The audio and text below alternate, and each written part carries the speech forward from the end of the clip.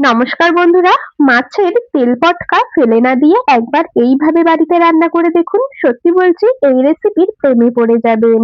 গরম ভাতের সাথে দারুণ লাগে মাছের তেলে এই রেসিপি। আপনারা যারা মাছের তেল পটকা রান্না করে খান তারা তো জানেনই এটা খেতে কতটা টেস্টি হয়, আর যারা আগে কখনো খাননি একবার অন্তত আজকের এই রেসিপিটা দেখে বাড়িতে ট্রাই করে দেখবেন। আশা করছি আপনাদের ভীষণ পছন্দ হবে। তাহলে বন্ধুরা চলুন আর বেশি দেরি না করে রেসিপিটা শুরু করা যাক। তো সবার প্রথমে এখানে আমি নিয়ে নিয়েছি একটা কাতলা মাছের তেল পটকা। আপনারা চাইলে রুই মাছের তেল পটকাও নিতে পারেন, তবে একটু ফ্রেশ দেখে তেল নেওয়ার চেষ্টা করবেন। তো এখানে দেখুন আমি তেল পটকাটাকে পরিষ্কার করে নিচ্ছি। মাছের তেলের মধ্যে যে নাড়ির অংশগুলো রয়েছে সেগুলোকে কিন্তু বার করে ফেলে দিতে হবে। দেখুন একটু টান দিয়ে আঙুলের মধ্যে এরকম ভাবে পেঁচিয়ে নিলেই দেখবেন সুন্দরভাবে বেরিয়ে আসছে। এরকম ভাবে আমি মাছের তেলটা পুরোটা পরিষ্কার করে নিয়ে তারপর আপনাদেরকে আবারও দেখাচ্ছি। বন্ধুরা আমি কাজটা করতে থাকি আর আপনারা কিন্তু অবশ্যই আমাকে এই সময়টা কমেন্টসে জানিয়ে যাবেন আপনারা কে কোন জায়গা থেকে আমার আজকের এই রেসিপিটা দেখছেন, তবেই না আপনাদের কমেন্টসে ধন্যবাদ জানাতে পারবো। বন্ধুরা আপনাদের সাথে কথা বলতে বলতে এদিকে আমি মাছের তেলটা একদম সুন্দর করে পরিষ্কার করে নিয়েছি আর তারপরে পরিষ্কার করে ধুয়ে নিয়েছি। এর মধ্যে কিন্তু একটাও আর নাড়ি নেই, নাড়ি যা ছিল আমি সবটাই বেছে ফেলে দিয়েছি। মাছের তেলের মধ্যে দেখুন এইরকম একটু সবুজ মতো অংশ থাকলে সেটাকে কিন্তু কেটে ফেলে দেবেন, না হলে মাছের তেলটা তেতো লাগতে পারে খেতে। মাছের তেলটাকে একটা কাঁচির সাহায্যে ছোট ছোট করে কেটে নিচ্ছি, আপনারা চাইলে বটি বা ছুরির সাহায্যে কেটে নিতে পারেন। পটকাটাকেও একটু ছোট করে কেটে নিচ্ছি। আর বন্ধুরা এখানে কিন্তু আপনারা নিজেদের প্রয়োজন অনুযায়ী নিজেদের পছন্দ অনুযায়ী মাছের তেল পটকাটা কম বেশি করে নিয়ে নেবেন। আমি আজ একটা মাছের তেল দিয়েই কিন্তু রেসিপিটা তৈরি করছি। এদিকে আমি মাছের তেল পটকাগুলোকে সুন্দর করে বেছে ধুয়ে ছোট ছোট করে কেটে নিয়েছি, সাইডে সরিয়ে রাখলাম। এরপর নিয়ে নিয়েছি পটল। ৩টে পটল নিয়েছি বেশ মিডিয়াম সাইজের। পটলগুলোকে আগেই একবার পরিষ্কার করে ধুয়ে নিয়েছি। পটলের খোসাটা একদম পুরোপুরি ছাড়িয়ে নেব না, এরকম ভাবে একটু ঘষে নিচ্ছি বা চেঁচে নিচ্ছি এইরকম একটা চাকুর সাহায্যে। আশা করছি আপনারা দেখেই বুঝতে পারছেন পটলের খোসাটাকে আমি কিরকম ভাবে ছাড়িয়ে নিচ্ছি।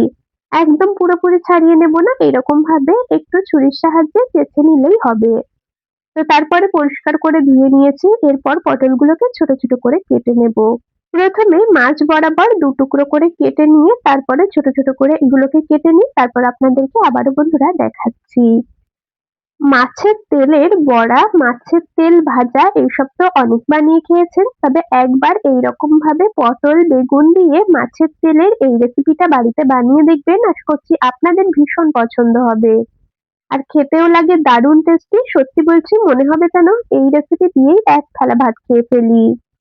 এদিকে আপনাদের সাথে কথা বলতে বলতে আমি ৩টে পটলকে সুন্দর করে ছোট ছোট করে কেটে নিয়েছি। এরপর নিয়েছি একটা মিডিয়াম সাইজের বেগুন। পুরো বেগুনটা আমার যেহেতু রেসিপিতে লাগবে না সেজন্য অর্ধেকটা কেটে নিয়েছি। অর্ধেকটা বেগুন আমি ছোট ছোট করে কেটে রান্নায় ব্যবহার করব। আর বাকি অর্ধেকটা সরিয়ে রেখে দিয়েছি। দেখুন বেগুনগুলোকে এরকম ভাবে একটু ছোট ছোট ডুমো ডুমো করে কেটে নিচ্ছি। আপনারা মাছের তেলের পরিমাণ অনুযায়ী বেগুন, পটল সমস্ত কিছুর পরিমাণ কম বেশি করে দিয়ে নেবেন। এদিকে আমি অর্ধেক বেগুনটাকেও সুন্দর করে ছোট ছোট করে কেটে নিয়েছি। কেটে নেওয়া পটল, বেগুন সমস্ত কিছু একটা পাত্রে তুলে রাখলাম। সবজির পাত্রটাকে এখন সাইডে সরিয়ে রাখবো। চলে এলাম ওভেনের কাছে। ওভেনে একটা কড়াই বসিয়ে দিয়েছি। কড়াইটা খুব ভালো করে গরম করে নিয়ে একদম অল্প পরিমাণে দিয়ে দিলাম সর্ষের তেল। খুব বেশি পরিমাণে তেলের ব্যবহার করব না, যেহেতু মাছের তেল থেকেই অনেকটা পরিমাণে তেল ছাড়বে। তো এদিকে তেলটাকে খুব ভালো করে গরম করে নিয়েছি আর কড়াইয়ের মধ্যে আমি প্রথমে দিয়ে দিলাম কেটে রাখা পটলগুলোকে। অল্প পরিমাণে দিয়েছি লবণ, অল্প একটু দিয়েছি হলুদ গুঁড়ো। পটলগুলোকে বেশ ভালো করে ভেজে নেব। বেশ ভালো করে পটলগুলোকে সুন্দর করে ভেজে নিই, তারপর আপনাদেরকে দেখাচ্ছি। তো দেখুন বন্ধুরা পটলগুলোকে বেশ ভালো করে ভেজে নিয়েছি, এর থেকে আর বেশি ভাজবার দরকার নেই। যেহেতু এগুলোকে আবার পরে রান্না করা হবে সেই জন্য আমি একদমই হালকা করে সুন্দর করে পটলগুলো ভেজে নিয়ে একটা পাত্রে তুলে নিলাম। এরপর এই কড়াইয়ের মধ্যেই আমি কেটে রাখা বেগুনগুলোকে দিয়ে দিলাম। বেগুনের মধ্যেও অল্প পরিমাণে লবণ হলুদ দিয়ে বেগুনগুলোকেও হালকা করে ভেজে নেব। আমি খুব বেশি একটা কিন্তু তেলের ব্যবহার করছি না, একদমই সামান্য পরিমাণে তেল দিয়েই এগুলো ভেজে নিচ্ছি। যেহেতু মাছের তেল থেকে কিন্তু অনেকটা পরিমাণেই তেল ছাড়বে। তো এদিকে আমি বেগুনগুলোকেও দেখুন সুন্দর করে ভেজে নিয়েছি। এর থেকে বেশি ভাজবার আর দরকার নেই। তো ভেজে নেওয়া বেগুনগুলোকেও তুলে নিলাম একটা পাত্রে।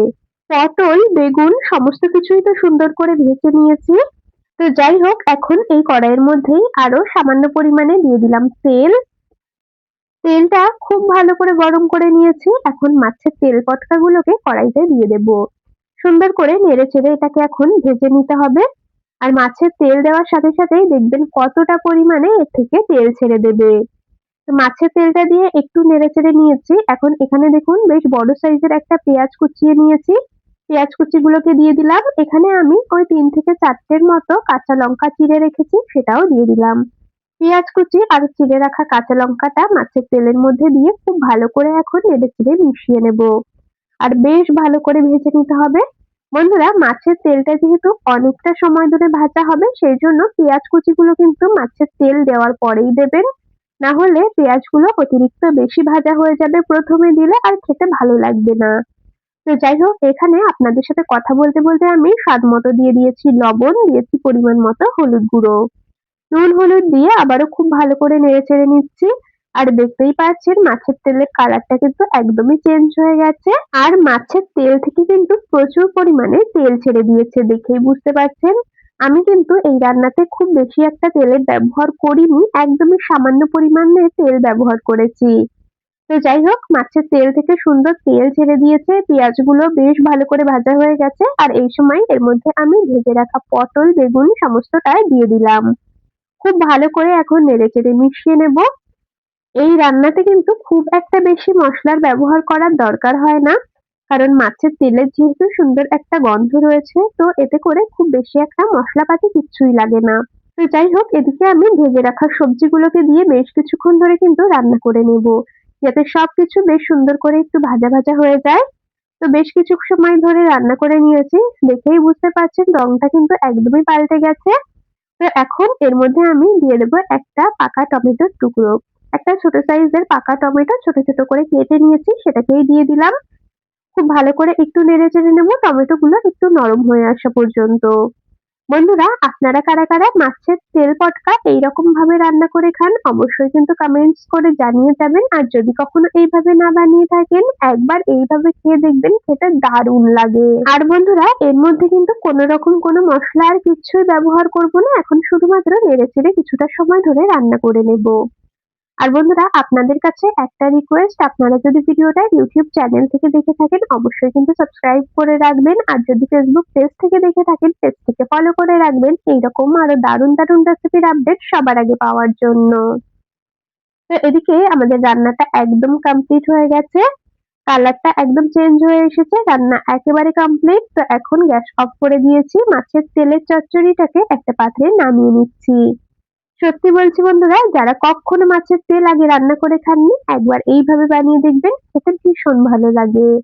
আর আমাদের আজকের এই রেসিপিটা আপনাদের কেমন লাগলো কমেন্টস করে কিন্তু অবশ্যই জানিয়ে যাবেন। যদি ভালো লেগে থাকে তবে ভিডিওটিতে একটি লাইক আর বন্ধুদের মধ্যে অনেক অনেক শেয়ার করে দেওয়ার অনুরোধ রইল।